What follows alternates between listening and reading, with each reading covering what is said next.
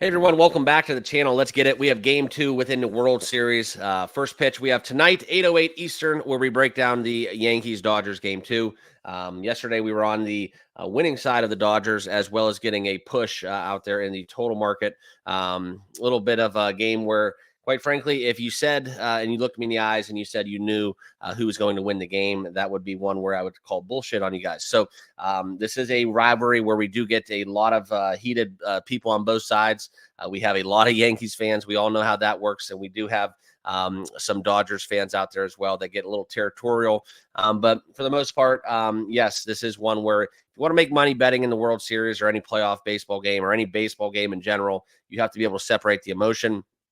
And if you are going to make an emotional pick, please do so knowingly that there is no objectivity to it. And that's okay. You're allowed to do that. Okay.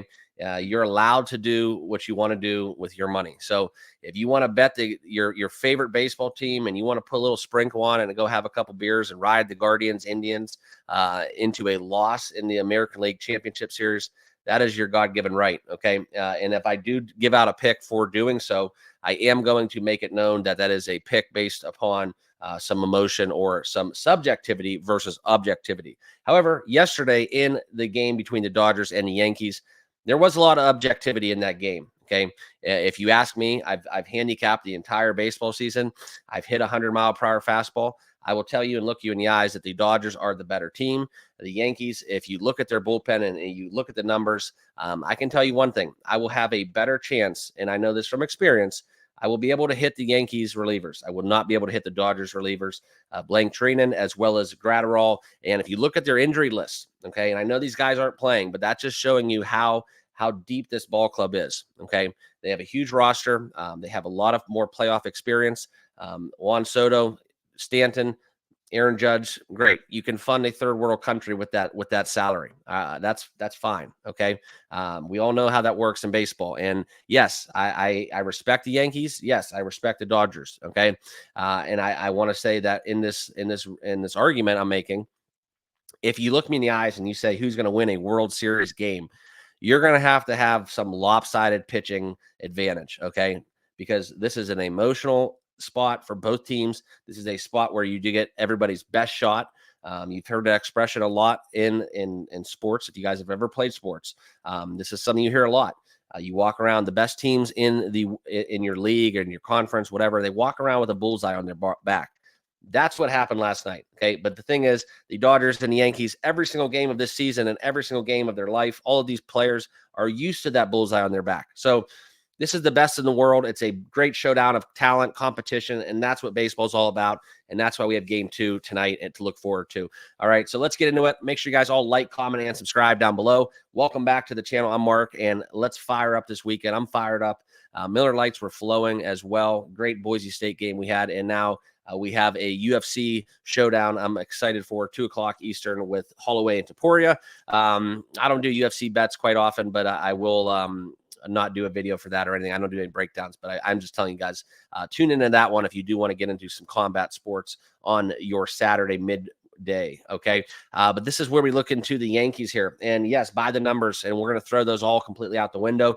The Yankees are a very good road team thus far in the playoffs. 7 out of the last 9 games. They have been cashing on the money line, and now we get them plus 125. Now, in this game, this is something where personally, we're going to look into the pitching matchups because I feel like it's relevant. We can look at Carlos Rodon and Yamamoto. Yamamoto has not been going deep into ball games, and the Dodgers kind of had to use some arms last night. Now, granted, not a lot of those arms went deep into the game, but that's kind of where you look at this spot. Rodon has been absolutely phenomenal in the postseason.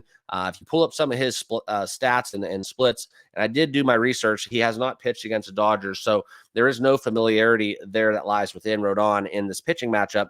But the biggest thing going for me, guys, is if we want to tune into kind of the last 7 games, and I'm trying to find this because the postseason stats are not really Okay, there we go. Postseason, we're gonna look into this, and I want to show you guys because this does mean something to me. Okay, in October, he's had 3 starts. Kansas City, Cleveland. Okay, we have seen an average probably going a little bit under 6 innings. Okay, I don't expect to see what we had from Cole. And if you want to talk numbers and talk about last game, we're gonna move forward, but I do want to touch upon something. Um, we do see the Flaherty narrative. He's been kind of overperforming, right? You got to remember something within this kid. The Detroit Tigers let him go, and the Tigers almost pretty much came damn close to having a shot to be where we're at right now playing today. Okay, and they let him walk, and he got revitalized for a Dodgers club. This is a locker room kind of thing, all right. And you look into kind of what's going on with Rodon, with Garrett Cole. We're due for a little bit of a pullback here, I think, with the Rodon narrative. 5 hits, 2 runs, 2 earned. He has had a great whip, under 1.15 in his last 2 outings. But there is something where I think this might be a little bit, fugazi a little bit. We had Cleveland, 2 games against Cleveland and Kansas City. And I know those teams are young, flashy. They're hard to beat. They're tough outs. But for me, guys, there's something that I want to share with you is when we look at this number and we look at kind of the numbers here that lie within the Yankees and Dodgers here on the board, on the odds board, it's something where I just think that maybe the Yankees were a little bit kind of hyped up in terms of, you hit a couple solo shots, you get a lot of, you can walk as slow as you want the first base, you can walk as slow as you want the first base, you can pose for the cameras, you can stare down the pitcher when you get walked, you can do all that shit with that Soto does that drives me crazy. Doesn't mean anything. It does not mean anything. The Dodgers have played in this spot time and time again, and they're hungry. They've lost more of these opportunities than they have won. Okay, so talking baseball, the only thing that really scares me in this game is Yamamoto, but I do think that we are set for some regression from Rodon. I don't think he's going to go deep into this game. I think that if you guys watched that game last night, how bad was the umpire, though, in terms of balls and strikes and consistency? And it was both ways. It was up and down in the zone. It was off speed, fastball. It was just no shot. You had 0 chance. It was an exciting game. We almost had a little bit of a Mets kind of, or I'm sorry, Chicago Cubs incident with that, home run. Thank God they changed that rule, or that kid would have got annihilated trying to leave that stadium. So prayers out to him. Hopefully, he was able to leave the stadium in a timely fashion, albeit those rowdy fans out there in the left field porch. You just never know. All right, but we're looking at Yamamoto a little bit because I do think this is relevant as well. I want to talk a little bit about kind of what he's looked like in the postseason, and you can see kind of these 3 starts that he's had. This is another thing. We're talking about pedigree. All right, I would power rank the Mets and the Padres ahead of the Guardians and the Royals entering the season. So, yes, the Yankees are here. Yes, they have more jersey sales. No, I don't care. And I actually don't think they do because I think Ohtani is the number 1 out there. Okay. Actually, him and Judge probably 1, 2. But we look at Yamamoto, okay, 4 innings, 5 innings, 3 innings. This is going to be a game where if you do like the over, this is a spot where I like the over as well. Yesterday, I was actually I was actually on the under. If you wanted to ask me, and then when I saw that number hit 9, I did get a bet in at the under 9. So I ended up pushing last night. But that was something where we were on Dodgers from the get go.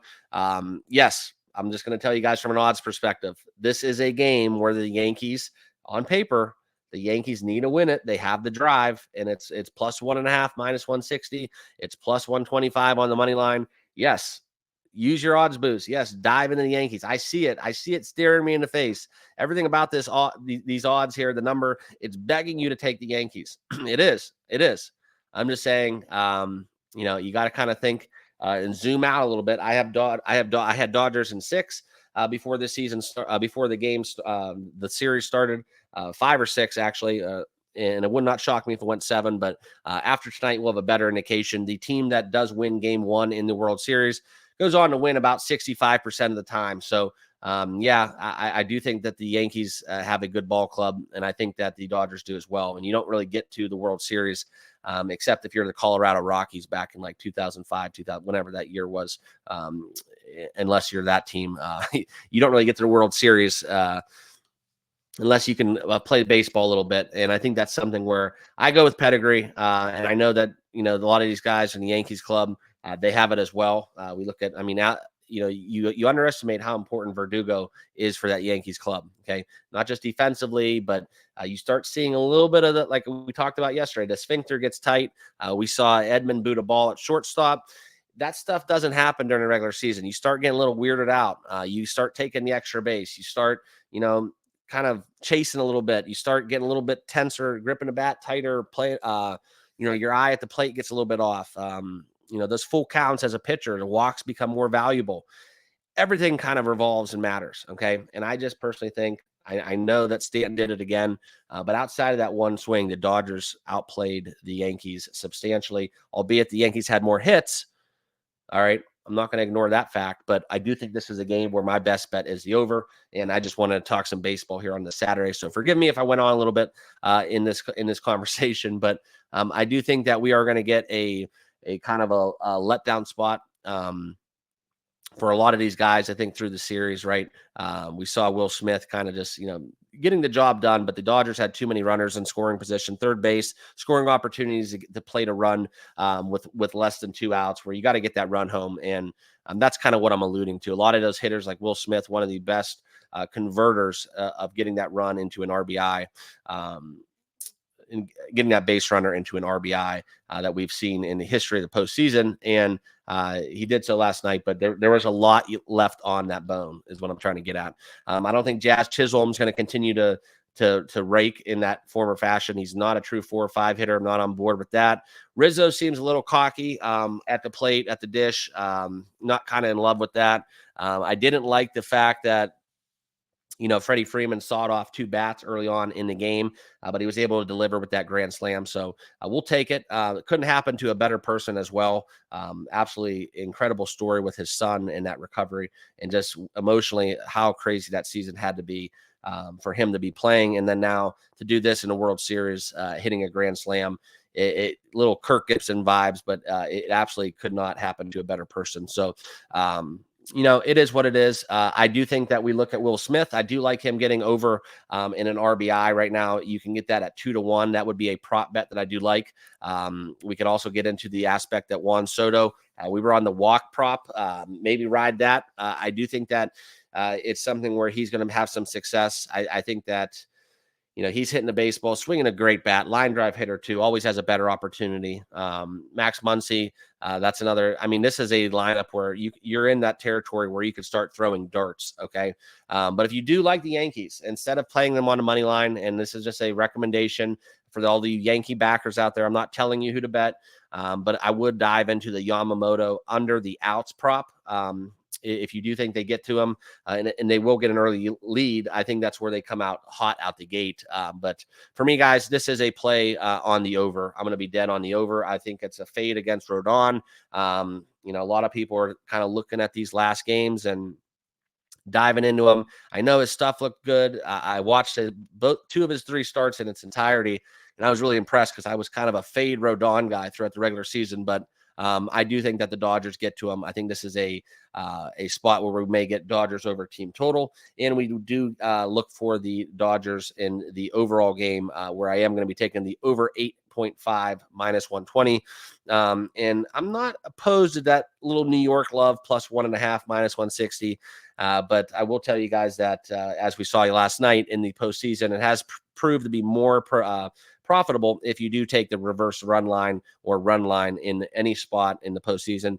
You just make more units, allows for a loss. And if you're betting 1 unit to win at plus money over time, if you're going to have a positive percentage, you're going to be more profitable in the long run betting baseball. And that's kind of what leads me to some of the plays that I do, right? A lot of times I don't like the reverse run line minus 1.5, but if I like that team to win the game, take them by 2 for plus 180 and whatnot, and that's going to be a much better avenue to go down. So if you do like the Yankees, don't be scared of minus 1.5. I'm not going to sit here on my platform and tell you guys, the Dodgers are going to win this game. You have to bet the Dodgers. I'm not going to do that. I'm not going to bet the Dodgers tonight. I'm just going to tell you, I'm on the over 8.5. Might actually end up taking that as an 8 and get some love in a little bit of a buy down spot, maybe with another dance partner. But I do like Dodgers team total over. I do like the over 8.5. I like the 8 more, but I don't think we're going to get it. So if you do want to parlay an 8 just to have that insurance policy, it's not a profitable way to do that over the course of a season, but I do like the over 8.5. That would be my best bet in the spot. You don't need to bet everything either. Just, get your confidence. If you don't like this game, hey, guess what? We have a guaranteed 2 more after this. So it is the conclusion to the MLB season. So I get that way too. I get tense. You get emotional. You want to start just throwing bets out and betting things just for the hell of it. And it's not a great thing to do. Don't get emotional. Stay true to your guns. And if you are going to make a personal pick, I call it, right? It's okay. You're allowed to do that. It's your guys' money. You do it. And I have people on kind of give me criticism telling me that I make non-professional picks. I don't understand what that means. I'm a professional. I'm in what I do to make money that allows me to bet with that money. So that's my professionalism. Okay. I'm not a Major League Baseball player. I don't play in the NFL. I'm out here just talking sports, giving you guys my best bets and riding with you guys as well. So that's how I do it. You guys are welcome to follow me. And guess what? If you don't like what I do and you don't like my bets, there's plenty of other guys out here on YouTube and girls for that matter that I'm sure they would love to have you in the fold. But hey, talking sports, this is my perception. And also, guys, I want to tell you something. I'm one of the good ones. I'm one of the good guys. I'm not here to take money off you guys. I'm not here to swindle you guys. I'm not here to talk shit. I'm here to just have fun doing this and meet some cool people along the way. And as of always, number one thing out there is to make the casinos pay. All right, so let's cash some tickets. We don't need to get prideful or emotional. If you like the Yankees or the Dodgers in these kind of games, we're all on the same team. Just remember that at the end of the day. Okay, and if you take pleasure in seeing me lose a bet, and that's something that you want to make known to other people, then we do get the opportunity to go to church on Sunday, and it's a good time probably that you need to find God if that's kind of your motivation for attacking somebody on YouTube over a simple sports bet where quite frankly I probably had about 20 times the amount of money than the people that come at me here on YouTube. So just fun. Waking up to this is always a good time, but I want to stay focused and looking forward to game 2. Hope you guys are all doing well. Let's go eat some good food, drink some beer, and cash some tickets. And I appreciate you guys. We'll see you in the next video. Runs. Okay, over 8.5 is Mark's best bet for this matchup. Cheers.